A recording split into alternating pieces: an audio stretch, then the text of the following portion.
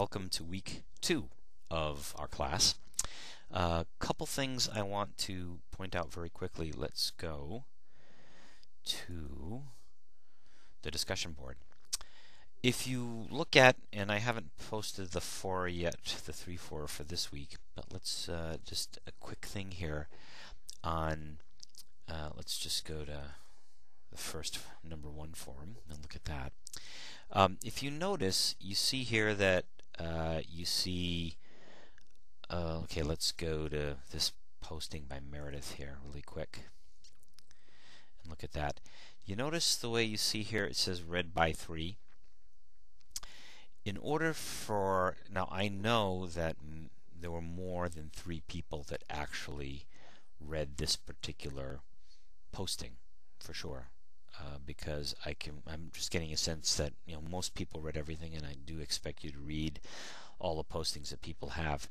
In order for it to be a properly read and I guess you can look at it sort of validated read by somebody, you have to actually press or click on the the posting itself, and when you do that, you're essentially validating that you read it. And what I do is I do a number of things to kind of look at what people post and how they post. So if you look at grading, and I sent out an email regarding grading to everyone on how I sort of look at participation on the discussion board, things that factor into that is if you actually post a thread or post a comment, that certainly earned you some points. And then if you respond to somebody else's posting, that's another way that you can earn points, if you will. So those 2 elements factor into your discussion board grade. And then how often you're reading the material, right? So that's kind of an important thing, and the best way to record and validate that you're doing that is by reading. So, and then once you're in this mode here, right, you can go to a previous, there isn't actually been a previous message, you go to the next message, and then you click on here, and so on and so forth, right? So that was something that I posted back to Meredith, and then there was a posting by by Jacob, and then you look at what came after that, and that was my reply to him.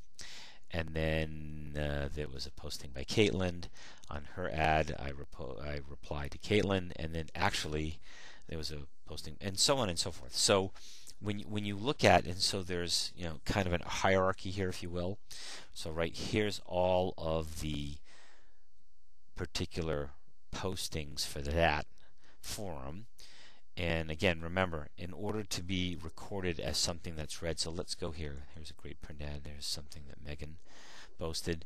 There's definitely more than 2 people that read this. So if you were to read this way and then go back, let's say to the previous thread, it would not have recorded that you had essentially read that, so to speak.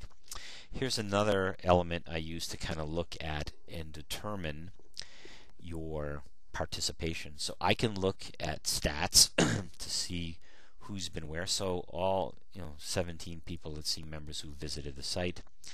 Here they are, and this actually shows how many times you've actually been independently to the site. So the winner so far has been Megan Perez with 67 visits. God bless her. Not bad. She's been on a lot. Clearly, and actually you can look at from her activity and see that. So that's one mechanism by which I kind of look at who's spending time and looking at it, and then I can actually look at visits and see at what which days and under what sort of, if you will, regularity people go and check out the site, and how often they do that, and so on and so forth. So you can kind of get an idea of activity, if you will. And this is available throughout the semester. Then I can also, users who have visited the site, let's take here, and then again you can see based on, that's actually a similar report. Let's go back So this gives me some sense for how often people are going on and what they're doing. Then I can see which files have been opened up the most. Who's opened the most files. There we go, Megan again. And I can see which files have been opened up and so on.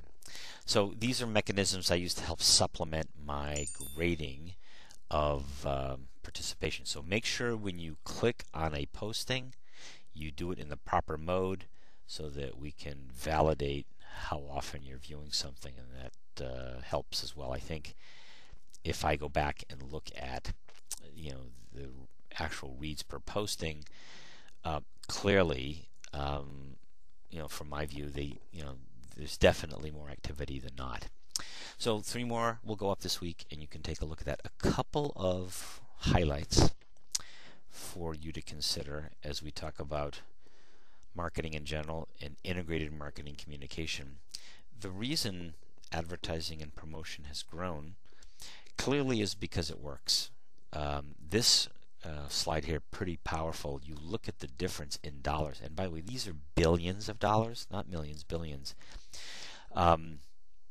Advertising has been a pretty large number in the U.S., and it's growing, and it's certainly growing outside the U.S. as well. So think about, and this goes, this shows 2007 data, and I'll show you some more new data in the next couple slides. I mean, that's just south in the U.S. of $300 billion and just north of 300 outside. Up significantly in a period of about 30 years or so. Big numbers, big numbers. This here shows you, just looking at September's back in 2012, what advertising forecasts were. And you're talking, still $500 billion worth of advertising monies out there. That's a big number for sure. And the reason people spend money is because it works. It's causal. People spend money on advertising, and then you get more sales. Classic example, and I have some familiarity through a couple of organizations that do media buying for car companies. I shouldn't say car companies. Let me correct that. Dealerships.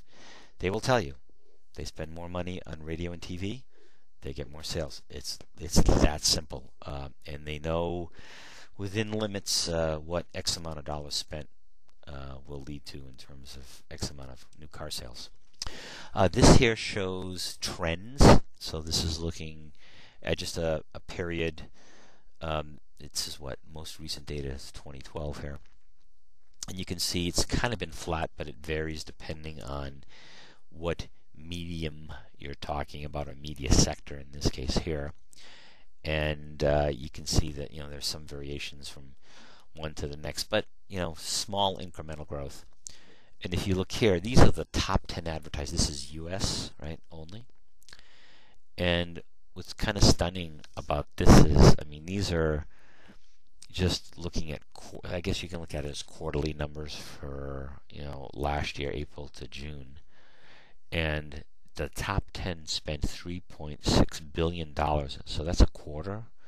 Multiply that times 4, and you start going in excess of $15 billion for the top 10 spenders in the United States. That's U.S. only. So you got Procter & Gamble, largest consumer product goods company in the world. Comcast, L'Oreal, AT&T, Verizon, so phone companies here. Time Warner, so that's movies. News Corp, GM, and Toyota, car companies, and Unilever, another CPG company. So some big numbers. You saw some big variations, primarily reductions, although so downward trend. But the economy's still in recovery mode if it ever comes back. We saw some actually pulling down some lower numbers, but some actually up, depending on what their objectives were. In particular, the big mover on the positive side was Unilever, and the big one on the negative side was General Motors. So, marketing has a very important role in moving forward. This is a classic definition of marketing. The advertising element is a subset of that, and really what you're trying to do is determine and help influence a customer's perception of value. Because if you can increase what that perception of value is, and all those Benjamins there, you get more of. That's really what you need to try to do. And the 4 P's of marketing, classical, right? The one we're going to be focusing on this semester is the final one that you see there, which is promotion. And integrated marketing communications is where you have all elements of the toolkit that you have for promotion that are integrated, not just sales promotion, PR, interactive direct marketing, special events. All these things should kind of look and feel like they belong to each other and make sense. The other thing that's happening in marketing and in promotion is the impact of what's happening with digital media because of social media, because of the internet. All these things are changing and having an impact on how people consume marketing information. So it's really important to have a look and feel for something that looks like it's integrated. That's what integrated marketing communications is like. And then you have to really look at changes that are happening in consumer behavior, particularly in technology, the smartphone being the holy grail of future marketing, and the variations you can have in that to actually drive behavior that you couldn't have before. So there are a lot of changes going on. There's something known as data analytics.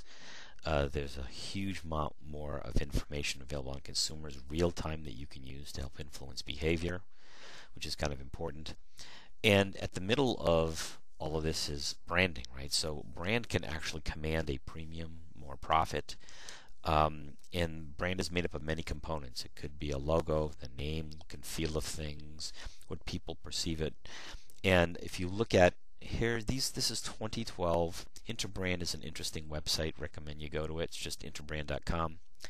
And they typically keep track of global brands. The Coca-Cola has been the #1 brand in the world forever, at least since I can remember. But if you look at the difference between 2012 and 2011, some big changes. Here, Apple was number 8, and then they were 17 in 2010. Number 2 in 2012. Pretty interesting number there. Then you look at, so IBM dropped 1. Google was number 4, stayed that way.